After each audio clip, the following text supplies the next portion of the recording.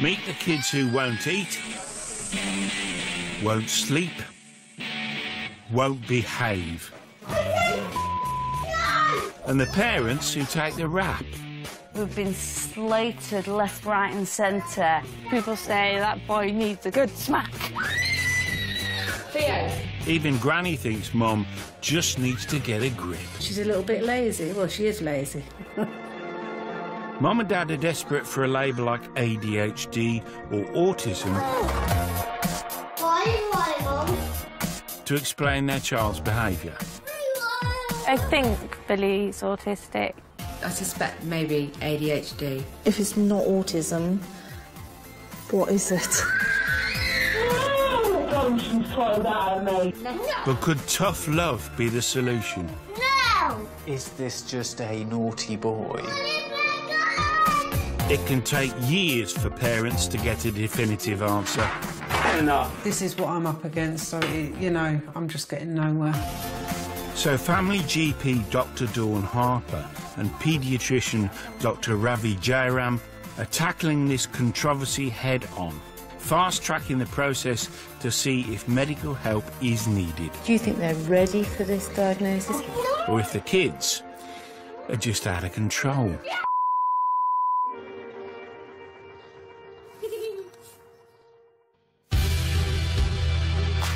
As a paediatrician and a GP, Dr Ravi and Dr Dawn often meet badly behaved kids, but now they must crack some real hard nuts. Desperate parents have asked them to investigate if their child's problems could have a medical cause. No! I said no! We have two kids who appear to have the same problem, an uncontrollable temper. Is the answer discipline or diagnosis?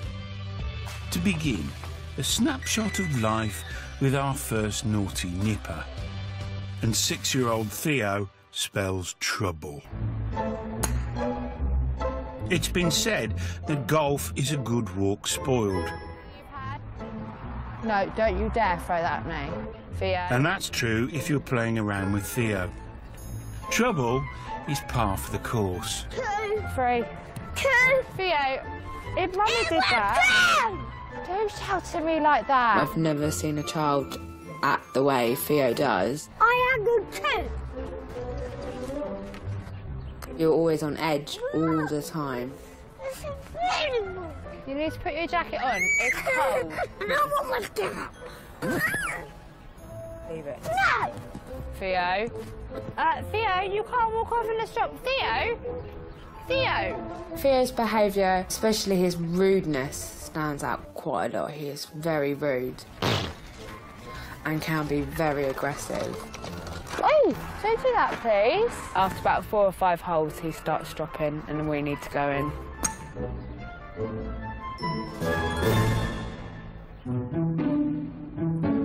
Luckily, going in doesn't involve walking far because single mum Emma and Theo live on the golf course.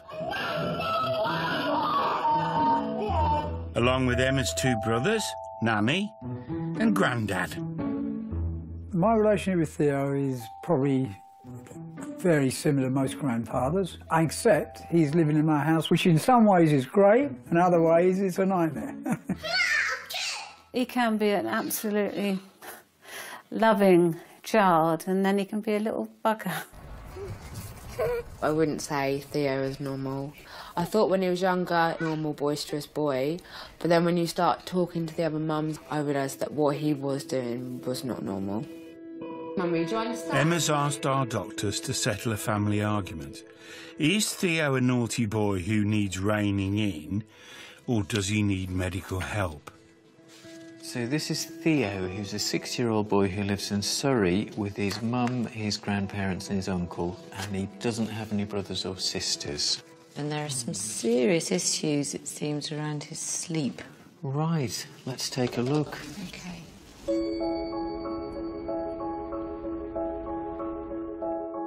6 a.m. That's it, good boy. Mum's in bed. Did you go As always, Nanny gets Theo ready for school. Slept, didn't she? That's it, OK? Do you want your hearing aid in? Here, darling.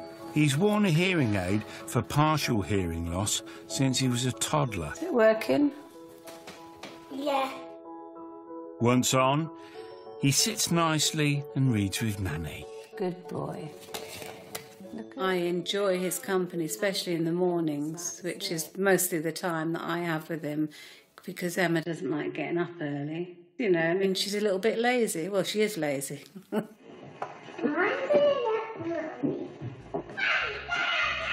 When Emma gets up, Theo goes from little angel to little devil. Mom, get up, Mom. No, don't hit me, please. Don't do that, please. As soon as Emma comes down, which is normally quite late, especially on school days. Theo, no. Don't do it, please. Unfortunately, there is almighty shouting between her and Theo. No, come on. Yes, you want to go to school, come on. I guarantee you, every morning before he goes out, there's an argument, there's a row.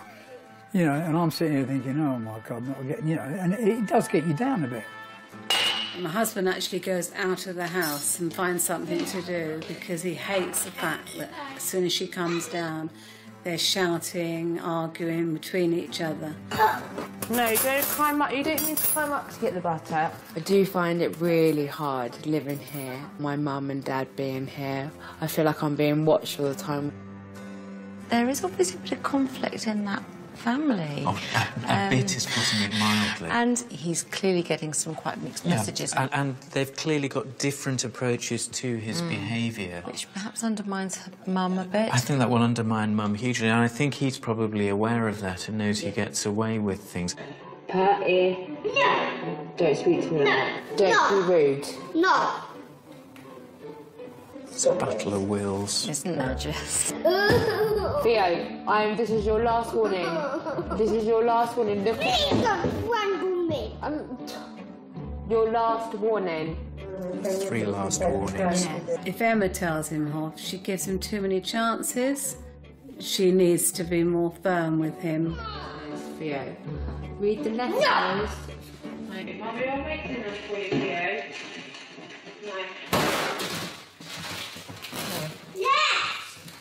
So is Mom just a soft touch?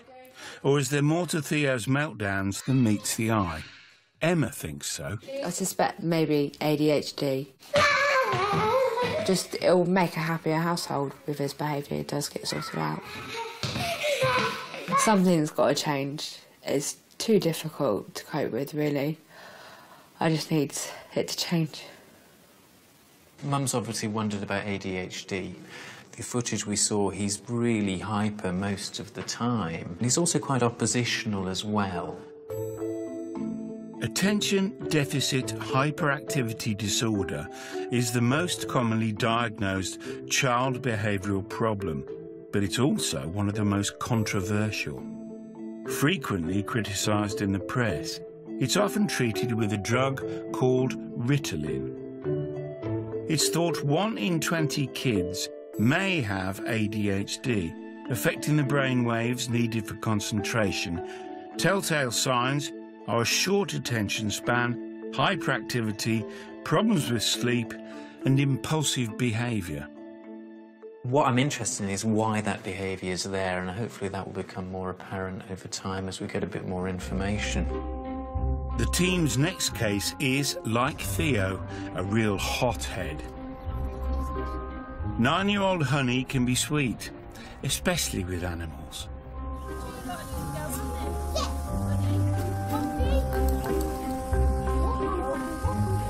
But Honey's not always sweet.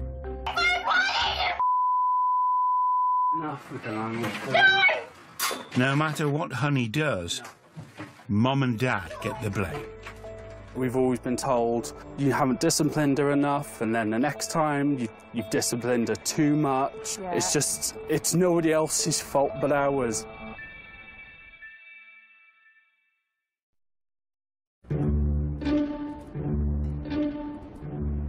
GP Dr Dawn and paediatrician Dr Ravi have promised definitive answers to stressed parents like Emma, who thinks her 6-year-old terror, Theo, has ADHD. I'm a zombie. Yeah.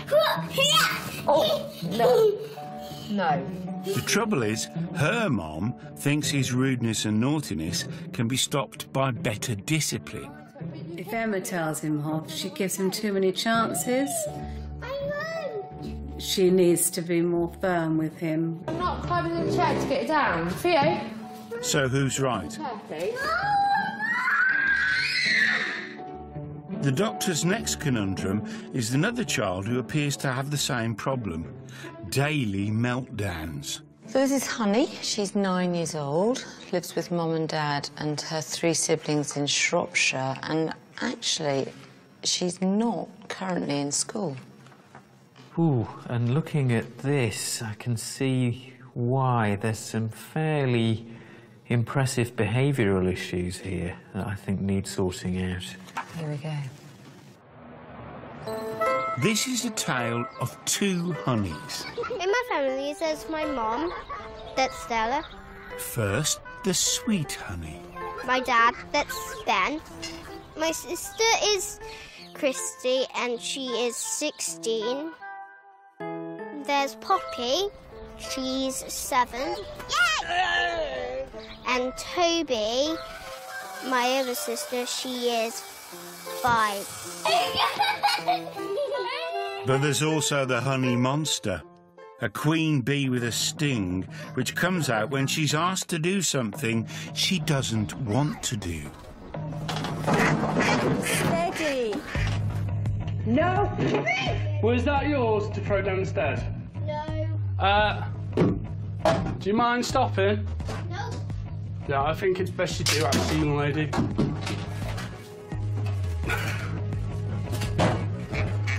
This is relatively calm, but she's like, it's been worse than this. Stop.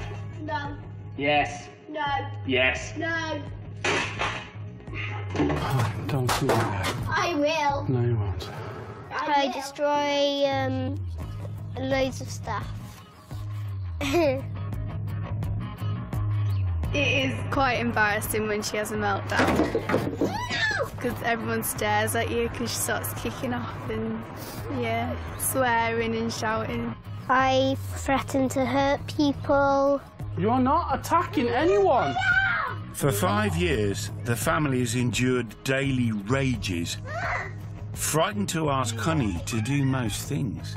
If you ask her to get up in the morning, if you ask her to wear something she doesn't want to wear, if you ask her to brush her teeth, Leave me alone! there will be an outburst. She's having a meltdown. I think... Where do you start, hey? Well, OK. she has these episodes of aggressive, defiant behaviour, but she knows she's doing it. With 3 other children, it's already a hectic home. There's not just 6 people living here. We have various pets. Jack, the dog, got 7 ducks, 5 chickens, 2 guinea pigs, 14 rabbits. I like them because they calm me down. I love animals more than people. There's a lot going on in that house, an awful lot. I mean, you just count the number of legs in that house and garden. Although it seems, certainly from what we've seen, it's when she's with the animals, she seems to be at her calmest as well. 4 months ago, Honey was permanently excluded from school. Honey's not in school at the minute. She had a fallout with some people out of her class. And I threatened to kill them.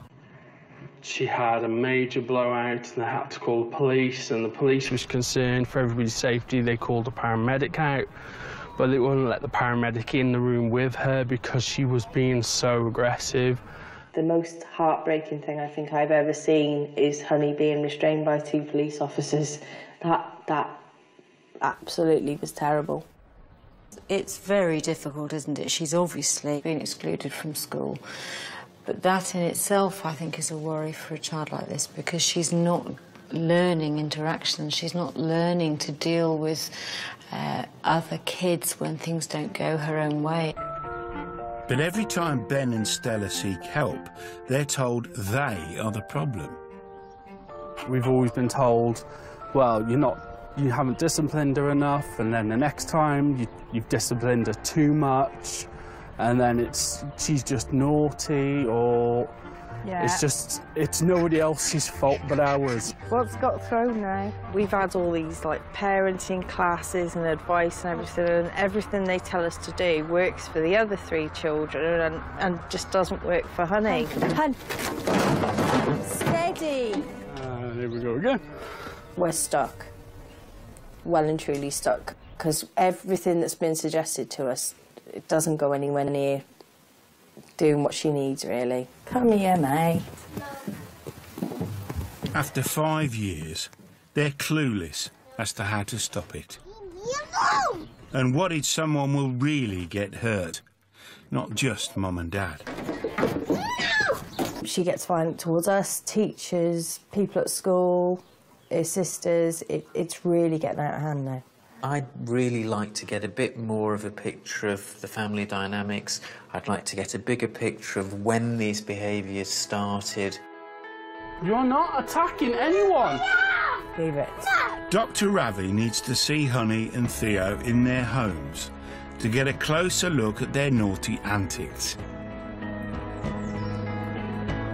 First stop, the 19th hole in Surrey, where Mum Emma Hello, I'm Ravi Jairam. Hi, I'm Emma. thinks 6-year-old Theo has ADHD. Hello, are you Theo?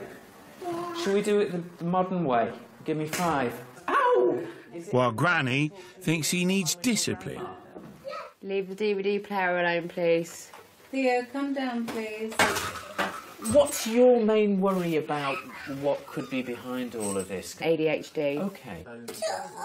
I mean, what do you feel? I don't like children being diagnosed early with that. I was, because children can be, when they're young, they have different sort of stages they go through. Yeah. I think you're absolutely right. And I don't like the idea of slapping a diagnosis on any child just because it suits. At the same time, if there is a problem, then I think it needs to be identified. Looking back when he was younger, did he ever seem to have these tantrums when he was trying to communicate?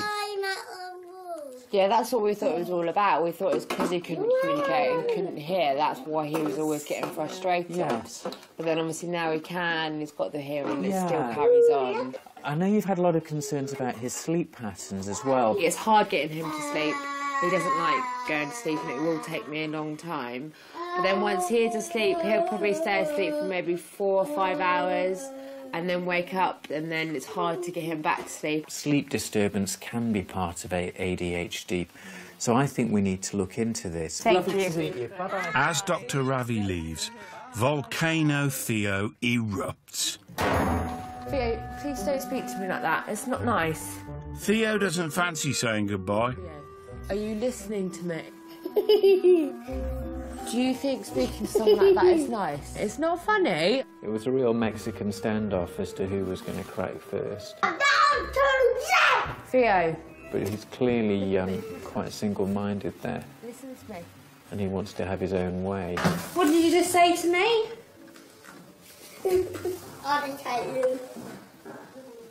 From the evidence so far, Theo could have ADHD, but to get a recognised diagnosis, come on then, Trouble. A number of experts must jointly reach a decision. Bye. So, Theo investigations will continue. Next to Shropshire to meet 9-year-old Honey. Mum and Dad have been told their parenting is to blame for her meltdowns, but Dr. Ravi will look for other clues to explain her bad behaviour. I'm interested today in looking at Honey's behaviour and her tantrums and her anger. Do you mind stopping? Like Theo, fireworks seem to flare up. Yeah, I think it's best you do, actually, young lady. When she's asked to do anything. Stop! No.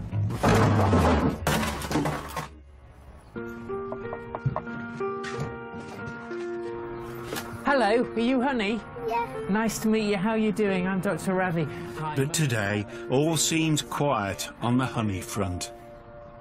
So at what age was it that you began to have concerns about Honey's behaviour?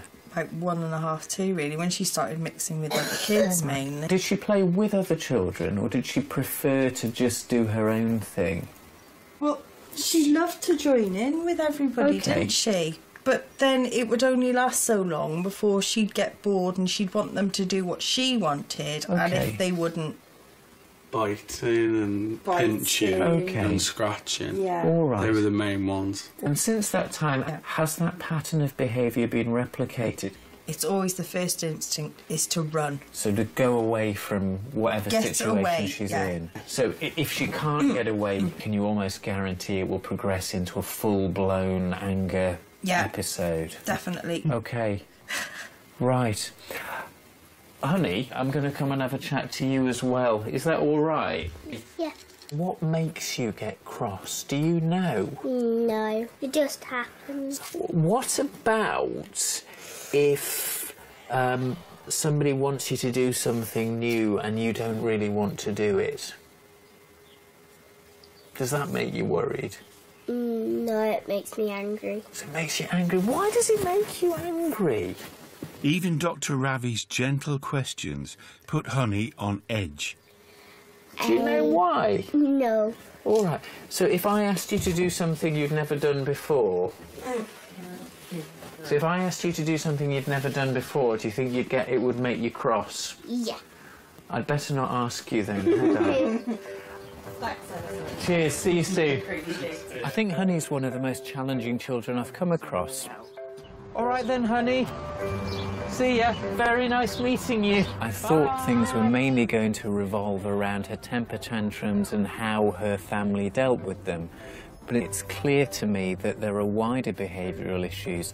Her inflexibility, her anxiety around unfamiliar situations, and her need to be in control of the situation seem to point towards autistic spectrum disorder. Autism is a communication disorder in which people have difficulty understanding social situations. But the intensity of Honey's meltdowns suggests to Dr. Ravi an even bigger problem that needs tackling fast, so he's calling in more experts to help.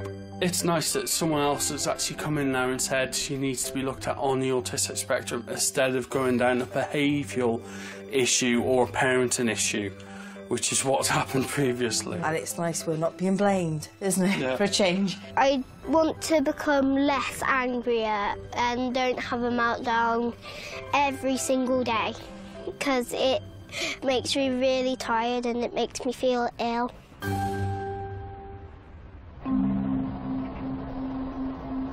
Meanwhile, in sleepy Surrey, since Dr. Ravi's visit, things have been far from serene, with Theo's behaviour taking a dangerous turn for the worse.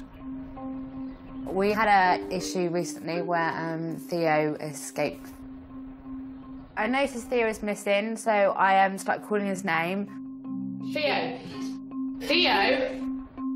And then I came to the stairs and heard the water was running, so I went upstairs to check to see if he was up there.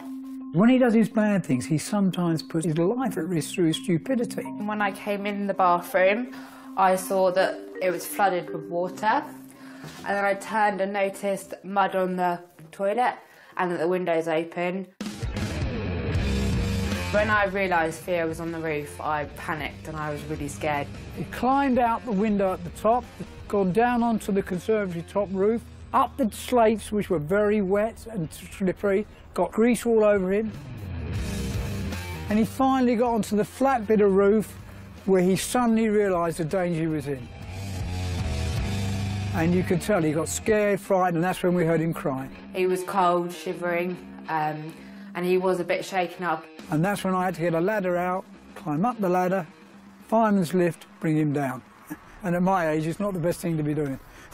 Theo doesn't realise that he's not Superman and he can get hurt. He's going to do something again like this and he is going to, he really hurt himself. There's never been a better time to start work with a psychologist to see if Theo has ADHD. Next step, I'll see you in a bit, OK? difficult questions from Dr. Nikki Tepper. What's the relationship between Theo and your mum like? Oh, really good. They spend loads of time together. Because Theo gets up quite early in the mornings, my mum's already up, so she'll have him in the mornings. She always says, you know, you do miss it, and when he comes down, his attitude definitely changed when you walk down the stairs. How does that make you feel? Oh, not great, because sometimes it makes me feel, you know, obviously I'm not doing something right, or, you know, not being the best mum I could be.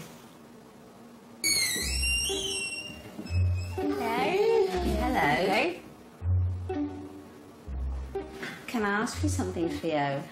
Do you think that sometimes you could be a really, really good boy? Yeah. Good. Good boy now. You are being a very good boy now. Are you ever not good? Ever? Just a little Tiny bit. Yeah.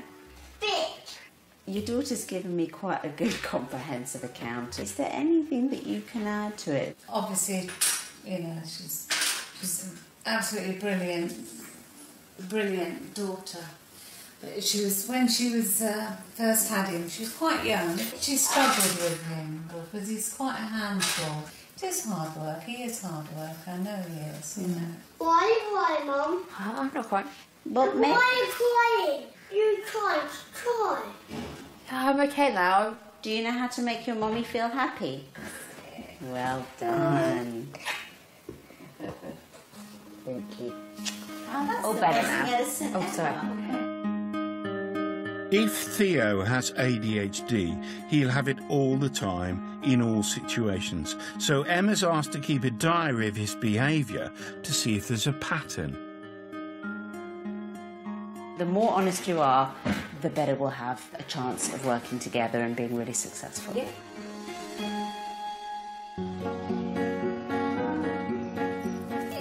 Right, we're going to get you. Back in Shropshire, Honey's showing her sweet side. Come on. Walking the dog with Mum. It's nice for Honey to be outdoors. She gets cooped up in the house too much because she's not at school. He's the best dog in the world, and I like walking it because it gives me exercise. But Honey, at just 9, is permanently excluded from school thanks to her horrific meltdowns. 1 minute she'll be all happy, bouncy, bouncy. You'll turn your back for 2 seconds and boom, something will happen and she'll just explode. And it'll be over the minutest of things. And this afternoon, there's a real danger of one of these explosions. She has an appointment with speech and language therapist Libby Hill, who's been asked by Dr. Ravi and Dr. Dawn to assess her for autism. Speech and language therapists don't just deal in stutters and stammers. Libby is skilled in unpicking why Honey finds communication hard. I'm looking at her eye contact, her body language, the way that she interacts with me. That's the theory. In practice, a storm is brewing.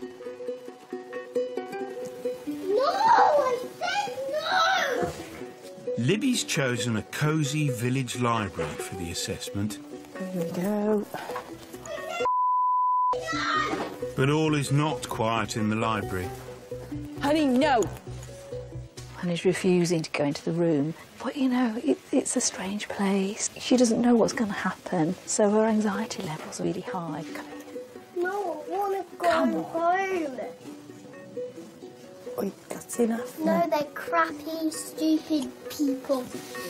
Could it be that the one obstacle to assessing Honey's behaviour is Honey's behaviour?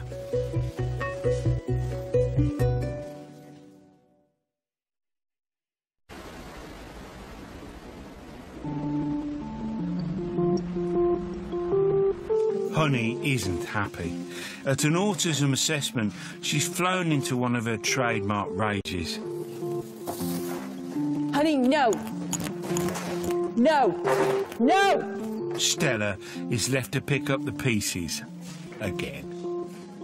Every appointment we have the same thing where she gets extremely anxious beforehand. You ask her to do something, no, I won't do it.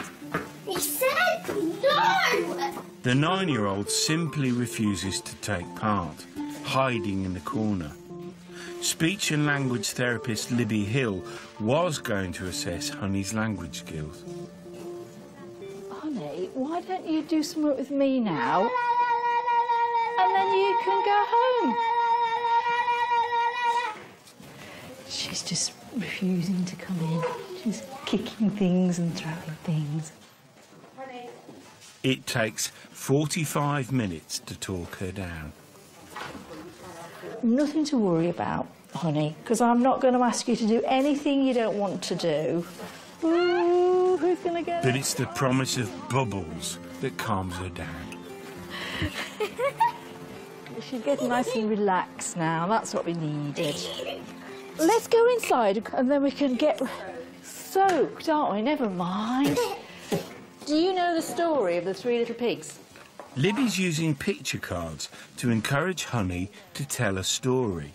If Honey has autism, she might find this difficult.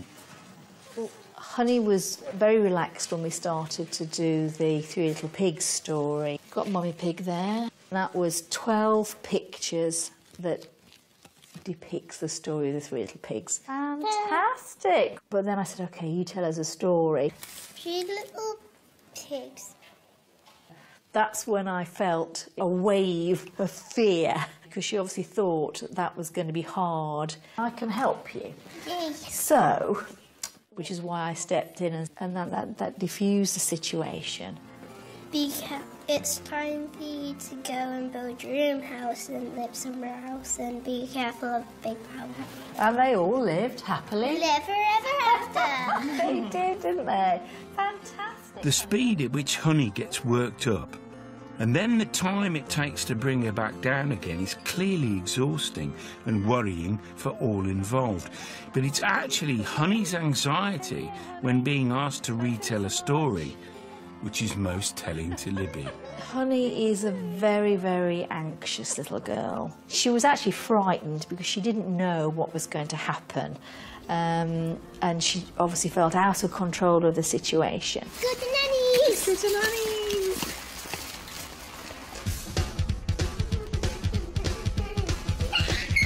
At a golf club in Surrey, Theo's burning some of his endless energy by playing rough and tumble with Uncle Tom. Oh, I'm drunk.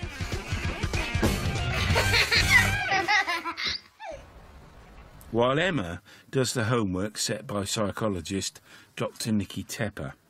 A daily diary of Theo's behaviour. On Saturday, Theo told me that he hated me and wanted a new mummy. On the Sunday, Theo told me that he was going to kill me with a knife because he hated me. And then he kicked me twice, and he punched me, and he also scratched me.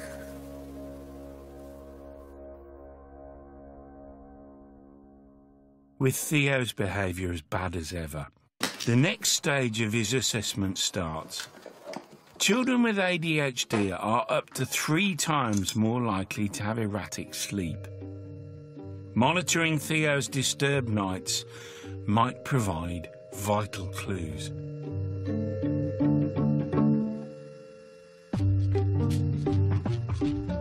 But Theo's not taking the presence of cameras lying down. Theo, you shouldn't be touching it. I hate that stupid knife! When we first came in and he noticed the cameras, he said he didn't like the noise. The noise was annoying him.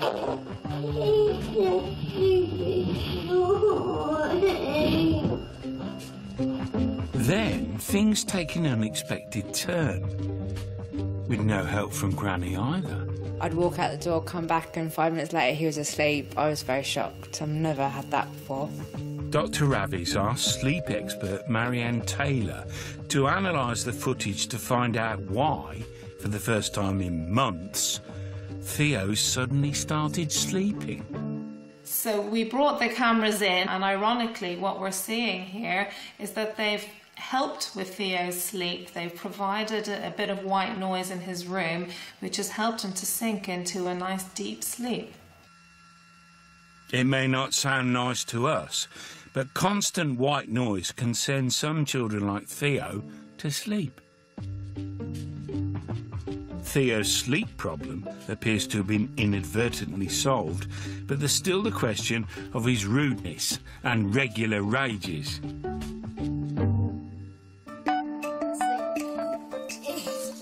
Meanwhile, speech and language therapist Libby has finally managed to assess Honey for autism without raising her anxiety to breaking point. Now, what sort of shape is that? Octagon. Octagon, I think, yeah. How has Libby coaxed out the happy Honey? By taking her somewhere she feels calm. A special animal therapy centre. Aren't they lovely? We saw a different little girl, didn't we, today? She's cool, isn't it?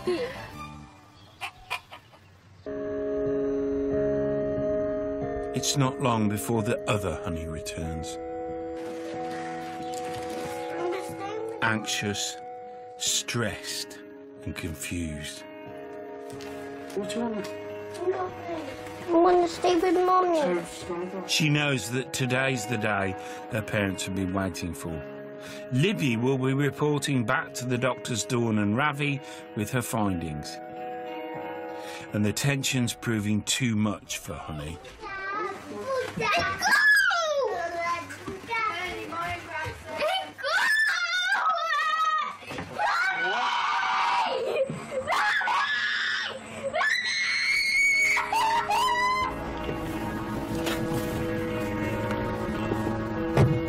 Stella, once again, has left the house in turmoil. But she hopes that today she'll get definitive answers about why Honey behaves like this. It was decided that she wouldn't come here today. It'd be too much. It'd be too much anxiety for her, too much strangeness, because I find it odd. Today, I need answers. I need help onto how to control Honey's anxiety, how to make life easier for her, because she can't carry on like this much longer. Doctors Dawn and Ravi are discussing Honey with Libby and other experts who could unlock all sorts of help for Honey. We're going to have a chat about Honey, a 9-year-old girl who I think we probably all agree is quite challenging.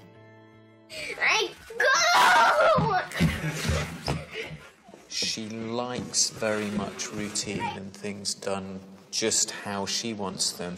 And she doesn't like uncertainty and change. And I began to think, look, are we dealing potentially with a child who could have some evidence of being on the autistic spectrum? What did you think, Libby, when you saw them? On the childhood autism rating scale, she scores sufficiently highly to put her in the mild to moderate category. Honey ticks many boxes for autism.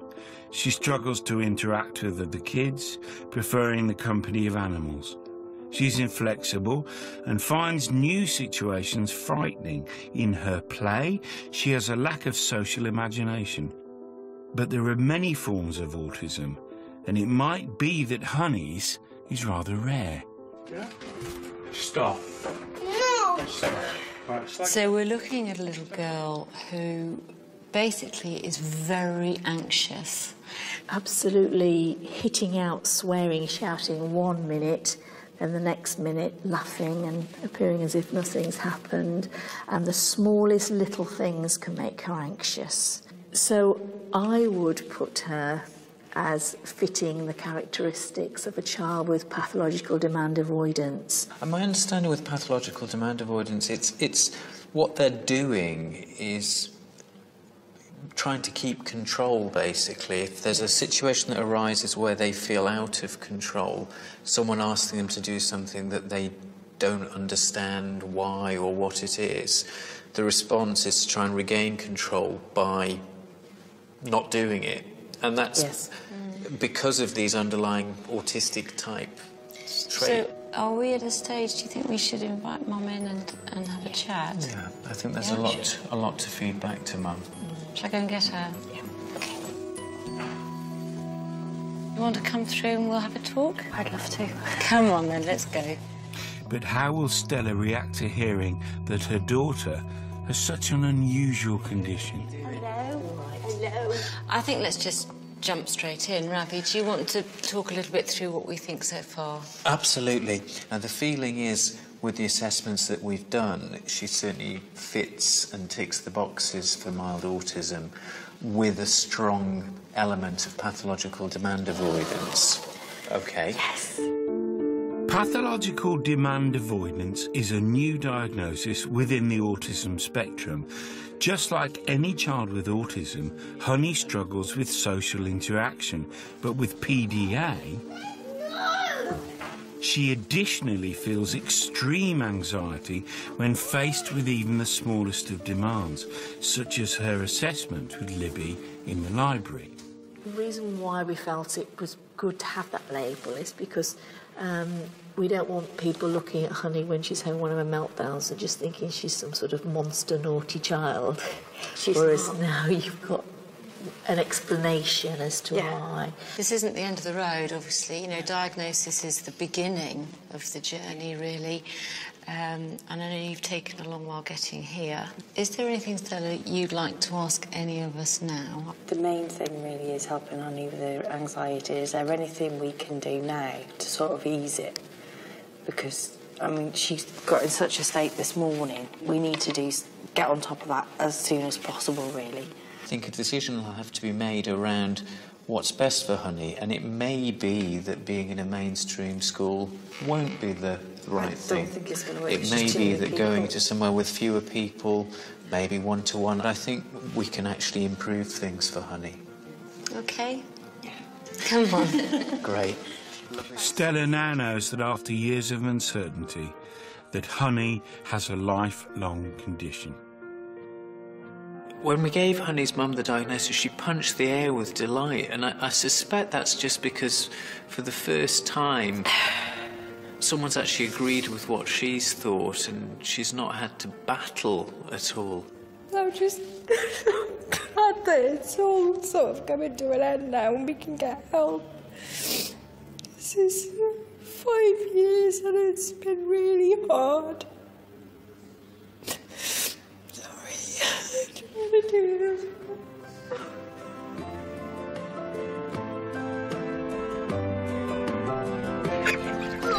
This is a point from which we can just move forwards.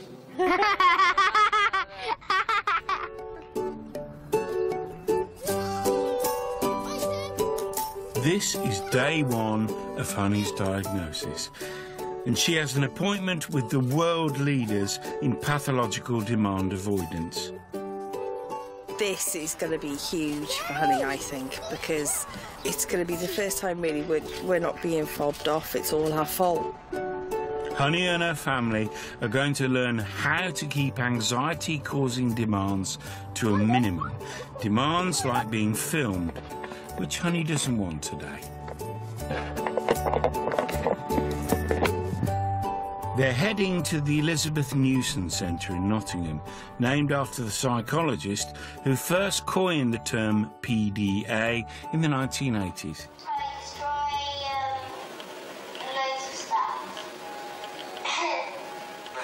Ruth Fiddler and Pat Smith run the centre and have been shown our footage of Honey's behaviour. Wow, that's really interesting. It is, isn't it? Honey's family will get tips on how to see more of the happy Honey. Hi, I'm Ruth. Hello, Ruth. And less of her dark side. Come on then, sweetie.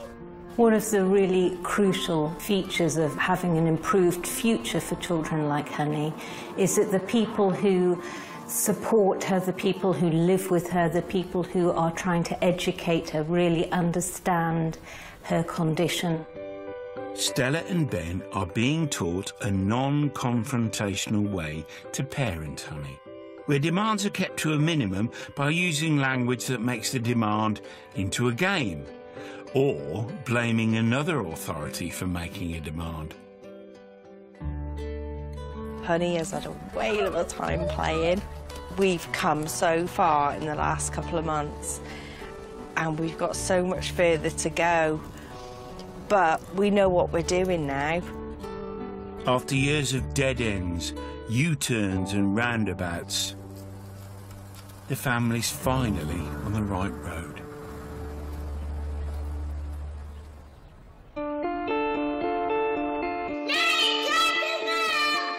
It's decision day for Theo.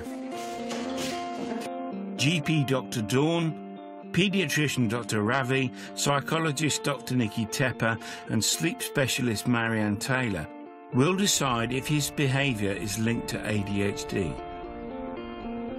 By the end of this, we will have something to go on so that me and Theo can have a better relationship. Theo, that's not a good idea, is it, Theo? I'm the old school type where discipline was done straight away. Theo!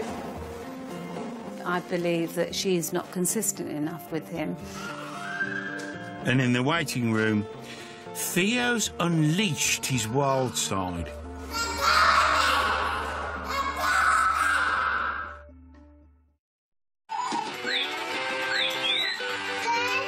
Since he was a toddler, Mum Emma struggled to cope with Theo.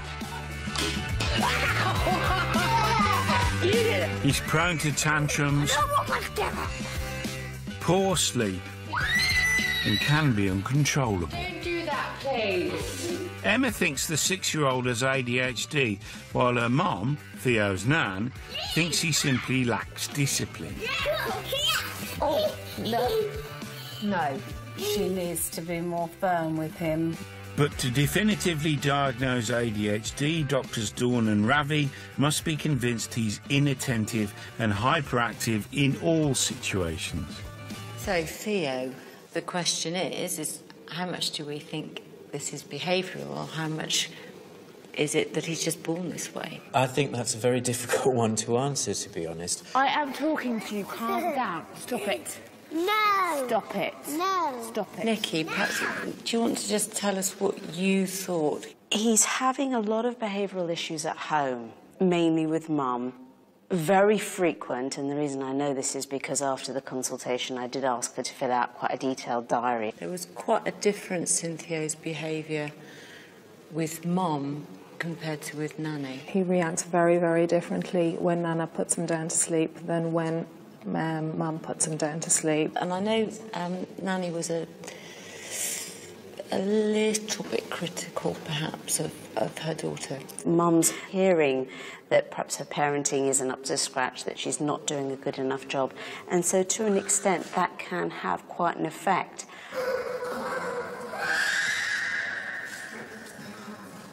What I'm kind of hearing, I think, from all of us is that there is definitely a difference in his behaviour in different situations. I think it's unlikely that he has ADHD. It's possible, but I think it's unlikely. And I think if we can go gung-ho with a really strong sleep and behavioural programme, and we can go with two forces at the same time, I think we stand a really good chance. They're not going home with an ADHD diagnosis today. But how will Mum take the news? Is it time to get them in? I think so. Yeah, OK. I really feel for Emma. What we're looking at is a mum who is at the end of her tether. Nice to see you. How are you? Good. And whatever the problem, she is in desperate need of some help. Are you going to stay and play with your Uncle Tom? Yeah! Yeah, OK. Come with me. Hello. Nice to see you. Hello. So, Emma, Monica, I know you've met the whole team before. I know you've been concerned specifically about ADHD, and we've discussed that, haven't we, between us? We're not in a position to say, yes, it's ADHD. He's clearly got some behavioural characteristics that would fit with it. Come here. Don't punch me in the nuts. OK? But what's important is what you do about the behaviour that he's got. And we're going to actually organise for Nikki to undertake a behavioural programme with you, and we may well see that by getting those things sorted out, his behaviour improves. I'm going to give you some really clear guidelines with sort of a step-by-step, this is what you do, this is what you don't do, and you do it the same every single time. The one thing that almost all parents say to me is, I've tried everything. And that's part of the problem. You've tried everything. I know that you mentioned feeling not particularly confident about your abilities to parent. If you take a message away with you, certainly from me, it would be, you know, there is something that you can do, there is hope to be had, and it's not because you're not a good parent. You can do it, Emma, you can. So I guess what we're saying is let's put all this in place and see what we can do in terms of Theo's behaviour. So new you, new Theo. Yeah. Yeah? Great, thank you. Let's take you back to see him. Thank you very much. All the best. Bye. Good luck. There's not enough evidence to diagnose Theo with ADHD, and the team would like to help Emma with her approach to parenting first. That was really good. We got a lot of information, and you know, I can't wait to get the plans in place, and hopefully we'll start getting somewhere, and it'll be great.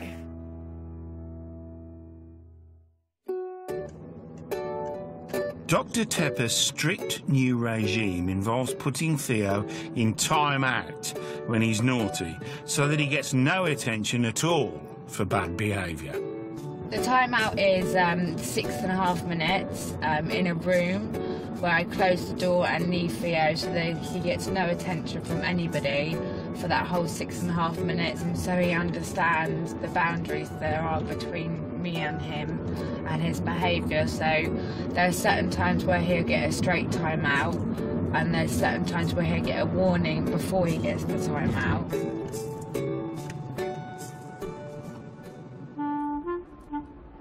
Two weeks and several timeouts in, Theo has made his mark and his feelings known. When we're in timeouts, Theo got very upset and quite aggressive, so he started throwing toys and hitting the door with anything he could find. When Theo was in another timeout, he started shaking the window and caused a crack in the window. It's not been a great start. In Shropshire, I've got loads of toys, honey. life's looking rosier for Honey. She's now having regular play therapy sessions with an autism specialist. Oh, have you got lots? Yes. It's so good to be listened to, finally. And, at last, there's news on the school front. We've had some brilliant news this week. They have found a placement for Honey, and she will be starting in the next 2 months at school.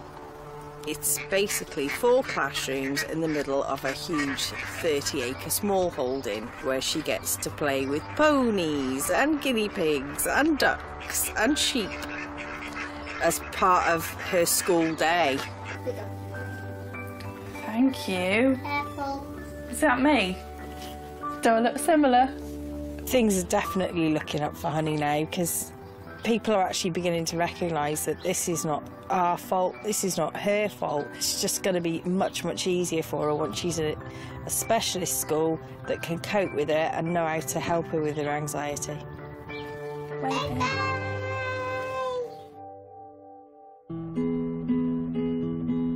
100 miles away on the Surrey golf course, after a bumpy start, Emma's firm but fair regime is starting to pay off. Come on in. It's 7 p.m. Theo's bedtime and sleepless nights are being tackled with a new scheme to get him asleep on time. The precise regime is backed up with stickers and reward charts. What colour sticker would you like? That with red. There we go. And remembering how well Theo slept when our CCTV cameras were whirring, Emma's downloaded a white noise app to soothe him to sleep. He's asleep. It's 7 o'clock and he is fast asleep. Thank you. Must be proud of yourself. Yeah, that's fantastic. As well as sleeping better at night, Theo's behaving better during the day. Theo, please get off the banister. Good boy, well done. High five. Woo! Good boy. He knows now that I'm in charge, he's not in charge, and I will rule the roost. Good boy, well done. And I think he's starting to realise that he is the child and I'm the mother. Emma has implemented all the advice to the letter. Good boy, that was great. And Theo appears to have got the message. Good boy. Can't fault her. It's nice to be in the house all together now. He definitely hasn't lost anything, hasn't changed, but he's learning that you can only go so far. And like all kids, if you let them go over that boundary, they'll keep going, they'll push the boundaries out. Even his sportsmanship's improved. You're way better than me. He's definitely still got some spirit. We still have a few little blips. But we're still working on it, and I mean, it's much better than it has been, and I'm really, really happy with the way it's all turned out. Mum. Well done. Catch. No catch. Thanks. Next time, more tantrums and tears as we meet a boy whose dreadful diet needs drastic action. If somebody gives me something I don't like, it makes me feel sick. And a toddler whose terrible twos have become turbulent threes. It's very, very much like having a baby, but a big baby.